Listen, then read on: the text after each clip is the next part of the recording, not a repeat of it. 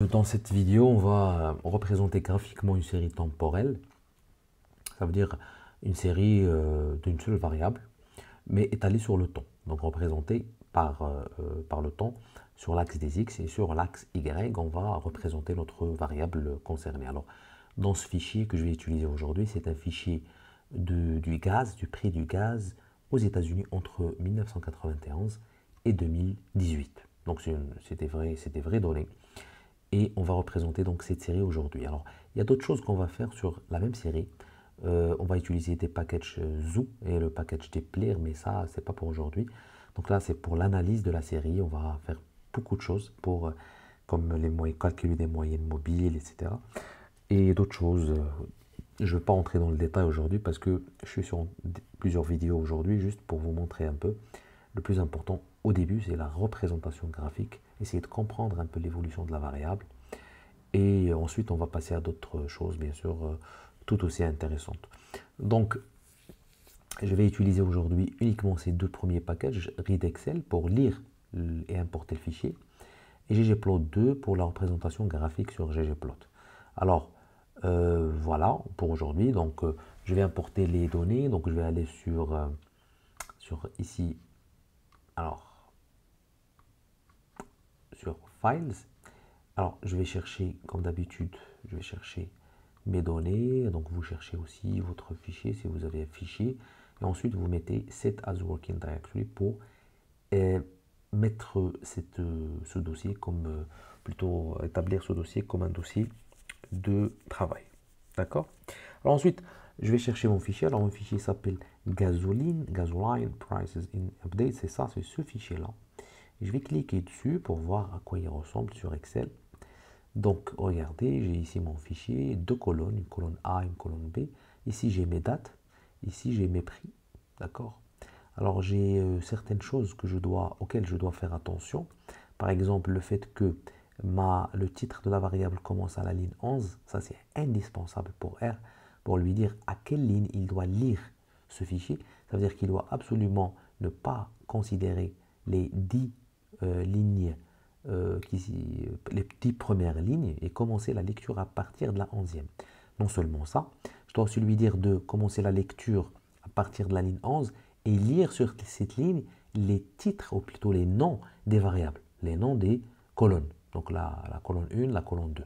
Je dois lui dire que c'est à la ligne 11 que ça se passe. Ça, c'est indispensable.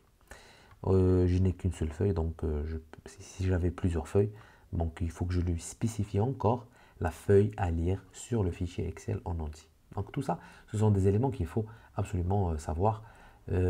Sinon, vous pouvez, si vous avez plusieurs feuilles, copier bien sûr le fichier sur une feuille, une seule, créer un nouveau fichier Excel sur une seule feuille si vous ne savez pas comment faire.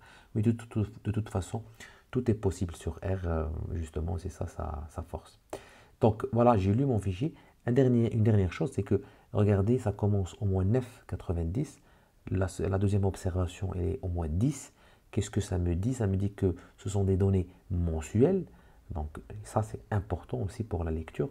Je dois lui dire que ce sont des données mensuelles et ça commence au moins 9, 1990. Et ça se termine, ça c'est aussi l'information importante, ça se termine au mois 4, 2018. D'accord? Donc ça commence au mois 9, ça se termine au mois 4, 2018. Donc je vais d'abord importer, je vais donner, donc je change en minuscule, je vais donner un nom, donc je vais mettre ça données, par exemple, cette base de données, et je vais, donc je dois quand même lire ces libraries, read Excel pour le fichier Excel, parce que sinon je n'aurai pas la fonction read XLS, d'accord? Read XLS, voilà, XLSX. Alors, le nom du fichier, regardez, je vais le lire directement sur mon dossier de travail. Alors, c'est gasoline, prices, et puis update. D'accord, point XLS, X. Voilà. Donc, tout ça, je dois le mettre absolument entre guillemets, c'est indispensable parce que c'est du texte. Alors, tout ce qui est texte sur R, j'en ai parlé, il faut mettre sur pas entre guillemets. Alors, est-ce que j'ai fini? Non. Pourquoi? Parce qu'il faut que je supprime les 10 premières lignes. Donc, je vais mettre une fonction qui s'appelle skip. Skip, ça veut dire le nombre de lignes que R doit absolument ne pas lire sur le fichier concerné. Alors, skip combien? 10. 10 lignes. Ensuite, je dois lui dire quoi d'autre? Oui, alors les noms de colonnes, call names, true. Donc true, c'est le cas, et c'est le cas ici. Alors ça veut dire que à partir de la 11e ligne, c'est ça ce que je lui dis. À partir de la 11e ligne, il faut lire des noms de colonnes et non des variables. Et à partir de la deuxième, bien sûr, il va lire des variables. Alors, je vais voir, oui, alors c'est bon. J'ai bien travaillé, donc j'ai créé mon fichier, regardez. J'ai ma colonne première où j'ai les dates et ma deuxième colonne où j'ai mes prix. Et effectivement, regardez, ça commence au moins 9 de 1990. Alors, je ne lui ai pas précisé où s'arrêter, bien sûr, il sait, parce qu'il va s'arrêter à la dernière observation qui existe sur le fichier. D'accord? Donc là, c'est bon. Ce qu'il faut que je fasse, juste changer les noms. Regardez ici, c'est en anglais, je vais mettre ça en français. Et ça, c'est très simple, on l'a déjà vu sur d'autres vidéos. C'est faire names, d'accord? Names, et quoi? La base de données que j'ai. Et je vais lui dire c'est combine de noms. Le nom, bien sûr, avec lequel il va commencer, c'est le nom de la première colonne. Et le deuxième nom, c'est le nom de la deuxième colonne. Donc, première colonne, qu'est-ce que je vais mettre? Date, tout simplement, parce que c'est une date. Deuxième colonne, je vais mettre prix. Voilà, c'est bon. Donc, je check, c'est bon. Date, prix, pas de problème.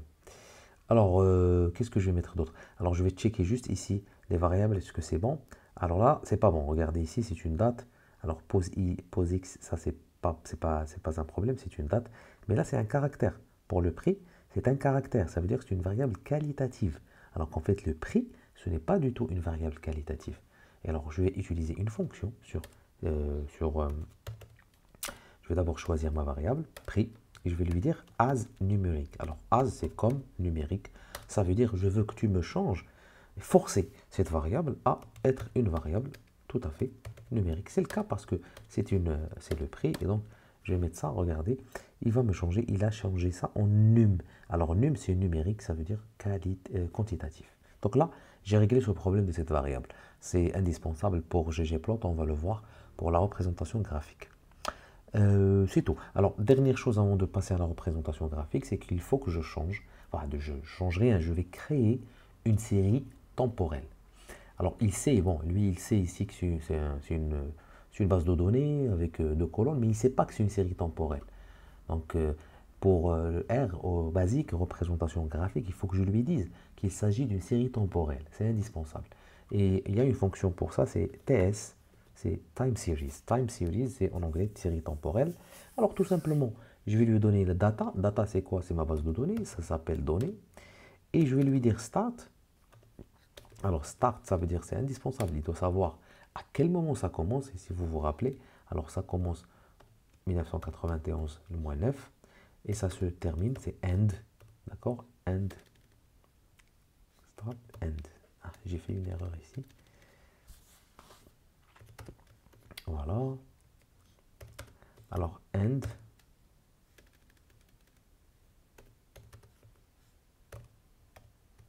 Alors, end, le 2018, je crois, oui. Alors, le mois 4. Ensuite, ah si, j'ai oublié un petit C ici, c'est pour ça qu'il me donne des petites croix rouges, parce que j'ai oublié le C. Alors ensuite, end, c'est bon. Et je dois lui dire frequency. Alors frequency, ça veut dire tout simplement, ce sont 12. Alors pourquoi? Parce que c'est des mois, si vous vous rappelez, sur la base. Et donc, je dois lui mentionner ça, c'est indispensable. Et donc, je lui dis tout simplement, ma série commence le mois 9, 91. Elle se... alors, c'est 90 ici. Ah, pardon, j'ai fait une petite erreur. C'est 90, pas 91. Et elle se termine le mois 4, 2018, avec une fréquence de 12. Ça veut dire, chaque mois, j'ai une observation différente. C'est bon. Alors, j'ai ici, regardez, ma base. Voilà. Et là, il m'a donné ma série temporelle. Donc ma série temporelle, il me dit septembre 90, voici le prix, septembre, etc., etc., etc. Donc je vais donner un nom à cette base de données. Je vais par exemple mettre gaz time série temporelle. D'accord, voilà. Et donc j'ai créé ma base. Alors j'ai fait une petite erreur. C'est que j'ai utilisé toute la base de données. Alors qu'en fait, il y a une seule variable qui considère, qui est la variable justement que j'étudie, c'est le prix du gaz. Donc je dois lui dire que c'est uniquement cette variable qui est une série temporelle et pas l'autre colonne. D'accord? Uniquement cette colonne prix qui est une série temporelle. Mais je lui donne la date de début, la date de fin et la fréquence. Donc il comprend que voilà, ça commence en 1990. D'accord? Donc j'ai créé ma série temporelle. Maintenant, je vais passer à la représentation graphique avec tout simplement la fonction de base de R qui est plot. Maintenant, je peux l'utiliser. Alors, plot, c'est la fonction de base. Et je vais tout simplement lui dire, plot-moi quoi? Ben, la série temporelle que je viens de créer. Et puisqu'il sait que c'est une série temporelle, il va me donner un graphique ici d'une série temporelle. Donc, avec comme ici axe des X le temps, et ça commence à 90. Regardez ici, on a deux observations manquantes. Hein, et sinon, on n'a pas de souci sur le reste. Voilà. Et donc, ça se termine en 2018 avec ici les prix du gaz sur l'axe des Y. Voilà. Donc, je vois ici effectivement qu'il y a une certaine augmentation. Et ensuite, ça commence à se dégringoler à peu près. Bon, il y a ici déjà une dégringolade en 2008. Je crois que c'est la crise aux États-Unis. Et ensuite, il y a une dégringolade au niveau de 2014, peut-être. Donc là, je le vois, mais comme je vous ai déjà expliqué, le graphique de base de R ne donne pas des éléments intéressants, vraiment, en termes de représentation graphique. C'est pour ça qu'on va utiliser, ggplot pour avoir une meilleure représentation graphique. Donc, ggplot, on va donner un nom à ce graphique. Je vais par exemple mettre gaz. Je ne sais pas, gaz plot par exemple. Et ça, c'est un fichier ggplot, donc ggplot, très bien. Alors, la base de données que je vais utiliser la base de données que j'ai créée, qui est donnée, et je vais lui donner les axes. Alors, ça, c'est indispensable. ggplot, c'est les axes. Alors, l'axe des X, je vais lui dire la date. Donc, la date, rappelez-vous, ici, alors, D majuscule, là, il faut respecter ici la casse. Alors, c'est moi qui ai choisi ici date avec D majuscule. Je vais lui dire de mettre sur X la date et sur Y de mettre quoi? Le prix. D'accord? C'est une série temporelle. Donc, je vais faire la même chose que ce que j'ai eu avec le plot basique de R. Très bien. Donc là, j'ai créé mon fichier, pas de souci. Voilà. Donc, j'ai créé mon fichier gazplot, il n'y a pas de problème. Mais je n'ai fait que créer cet objet. Là, je dois lui donner ce qu'on appelle les géomes, c'est-à-dire tout ce qui est géométrique. Et donc, tout ce qui est géométrique, c'est quoi? C'est une série temporelle. La série temporelle, quelle est la géométrie qu'on utilise pour une série temporelle? Et bien, tout simplement, regardez, c'est une ligne, c'est un graphique en ligne. Donc, je vais lui dire de geom. Alors, l'équivalent de ça, c'est geom line. Tout simplement, line. Donc, c'est la même chose. Voilà. Donc, je vais lui dire de mettre une ligne sur ce graphique. Et bien sûr, il comprend que puisqu'il va mettre la date et le prix, il comprend qu'il va mettre le prix ici parce que c'est la variable qui est sur Y. Donc j'ai presque le même graphique que tout à l'heure, mais en tout cas avec une meilleure représentation. Je vais rajouter certaines choses basiques, très simples. Par exemple, labs, d'accord? Labs, c'est les titres. C'est juste un titre quand même pour title, c'est pour là, je vais mettre ça entre guillemets. Et c'est quoi? C'est l'évolution du prix du gaz aux États-Unis, d'accord, entre 1990 et 2018. Donc ça c'est titre donc là il fallait que je rajoute un plus pour que ça sorte, d'accord. Quoi d'autre? Alors j'ai mis labs. Alors je vais mettre quoi d'autre? Je vais quand même rajouter un pour X, hein, un titre pour X, la date, ou là plutôt mois, les mois, en fait c'est des mois ici, c'est pas vraiment, c'est pas une date, c'est plutôt un mois, et je vais mettre un titre pour Y, je vais mettre prix du gaz par gallon, ça c'est le détail du détail, d'accord. Alors il y a une petite erreur ici, can't add ggplot, yes, voilà. Alors en fait les labs ici, il faut que je les mette en bas. pense, commande X, voilà. Et je vais mettre ça ici, voilà. Donc plus, enlever. Alors ici je vais supprimer ce plus.